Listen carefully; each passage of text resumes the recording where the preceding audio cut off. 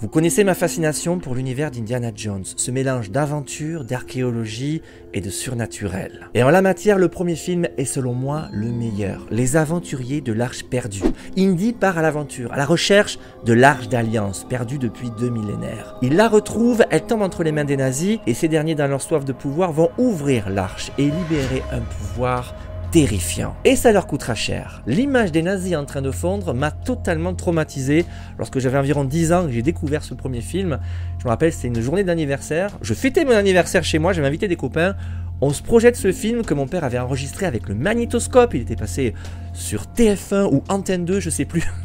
Les chaînes avaient d'autres noms à l'époque. On se regarde ça avec les amis, on voit des nazis fondre et ça a été un traumatisme. Mais ça a été aussi le début d'une passion pour cet univers qui m'a totalement transporté jusqu'à ce jour. Mais tout cela, c'est du cinéma. Jusqu'à ces dernières semaines où une info a commencé à se diffuser sur le net et ce qui a été annoncé m'a totalement captivé. L'Arche d'Alliance, disparue depuis 2 millénaires, aurait été localisée grâce à une étrange expérience menée en 1988 par la CIA. C'est cette même CIA qui aurait déclassifié des documents en 2000 et qui aurait révélé l'affaire. Voilà ce que l'on sait. Alors déjà, reprenons les choses du début. De quoi s'agit-il? Qu'est-ce que l'Arche d'Alliance? Alors c'est un artefact mythique, une espèce de coffre en bois d'acacia doré qui aurait contenu les tables des 10 commandements donnés par Dieu à Moïse sur le mont Sinaï. Ce serait donc Dieu en personne qui aurait donné ces instructions sur ces tablettes. De ce fait, le pouvoir de l'arche est considérable, c'est un pouvoir divin. Et ce gros coffre doré aurait permis aux Hébreux d'ouvrir des fleuves, de gagner des batailles et de provoquer des maladies chez leurs ennemis. Malheureusement, en 587, il y a la chute de Jérusalem, les Babyloniens envahissent la ville et dès lors, on perd toute trace de l'arche. Alors il y a eu au cours de l'histoire de nombreuses théories. Elle aurait été enfouie, volée, détruite, cachée par des prêtres. On parle même d'une organisation secrète qui la garderait depuis plus de 2000 ans. Mais à ce jour, aucune trace, le mystère demeure entier. Et donc dernièrement, coup de théâtre, on parle de documents déclassifiés en l'an 2000 qui évoquent la localisation de l'arche, donc en 1988, via une étrange expérience. Au passage, je me pose une question, pourquoi cette info éclate au grand jour aujourd'hui, 25 ans après la déclassification des documents? Faut croire qu'en l'an 2000, on s'en foutait complètement de cette histoire d'arche. Mais en y réfléchissant un peu, je pense que c'est surtout dû au fait que les réseaux sociaux n'existaient pas en l'an 2000 pour relayer le truc. Ce qui est certain, c'est qu'un des documents déclassifiés en l'an 2000 révèle le fait que l'Arche d'Alliance aurait été localisée en 1988 via le projet Sunstreak. Alors de quoi s'agit-il? Quel est ce projet mystérieux? Il s'agissait en fait d'une expérience menée par la CIA pour expérimenter la vision à distance. Concrètement, certains agents de la CIA étaient entraînés pour localiser des objets ou des lieux par la pensée. Oui, ça peut paraître très étrange comme ça, mais c'est très sérieux, très véridique. Ils ont fait cette expérience. Alors la CIA a souvent mené des expériences un peu controversées, des méthodes un petit peu bizarres.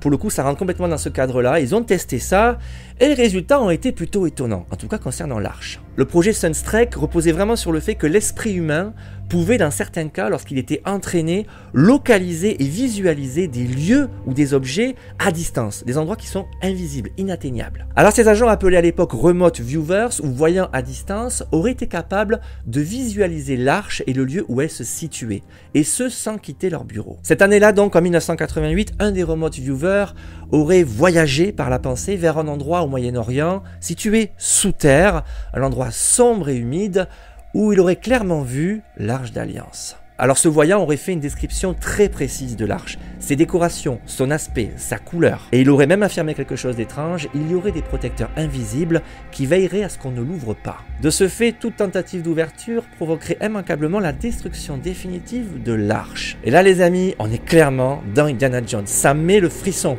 Quels sont ces protecteurs invisibles? Y a-t-il des pièges, une malédiction, une présence surnaturelle?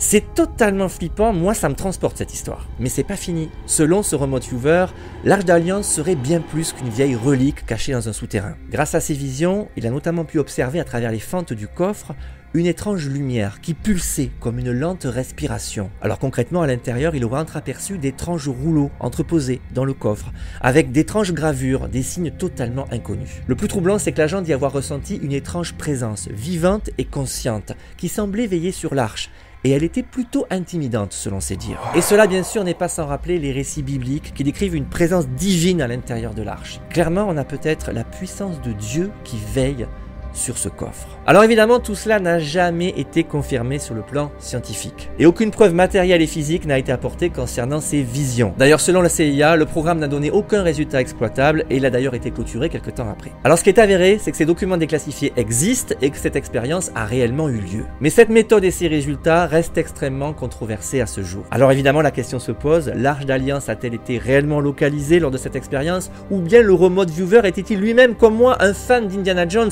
complètement influencé, matrixé par les films, et tout cela n'était peut-être finalement qu'un songe totalement influencé par les aventuriers de l'Arche perdue. Alors tout cela, l'histoire ne le dit pas, on ne sait pas réellement quel est le fin mot de l'histoire, mais ce qui est certain, c'est qu'à ce jour, l'Arche d'Alliance n'a toujours pas été clairement localisée. Alors personnellement, tout cela a rallumé la flamme en moi. Je me dis que l'Arche d'Alliance est probablement quelque part, elle attend d'être découverte. Donc je vais faire quelques recherches et probablement préparer une future exploration. Bref, c'est tout pour aujourd'hui les amis, j'espère que cette histoire vous aura passionné. En tout cas, moi j'ai trouvé ça incroyable, surtout que c'est tout à fait véridique, hein. C'est pas une histoire, un conte ou quoi que ce soit. La CIA a réellement mené cette expérience. Donc vous l'avez vu aujourd'hui, la vidéo est beaucoup plus courte, mais à l'heure où je vous parle, je rentre tout juste du Japon, après un périple de 2 semaines sur cette île absolument fascinante. Donc je n'ai pas eu le temps de vous préparer un contenu plus étoffé, donc ce sera pour la semaine prochaine, avec une vidéo sûrement plus longue sur des sujets qui vous passionnent les amis, toujours liés à l'étrange, à l'aventure, à l'exploration paranormale, aux ovnis ou que sais-je. Bref, rendez-vous la semaine prochaine pour une nouvelle vidéo, une nouvelle aventure. Ciao.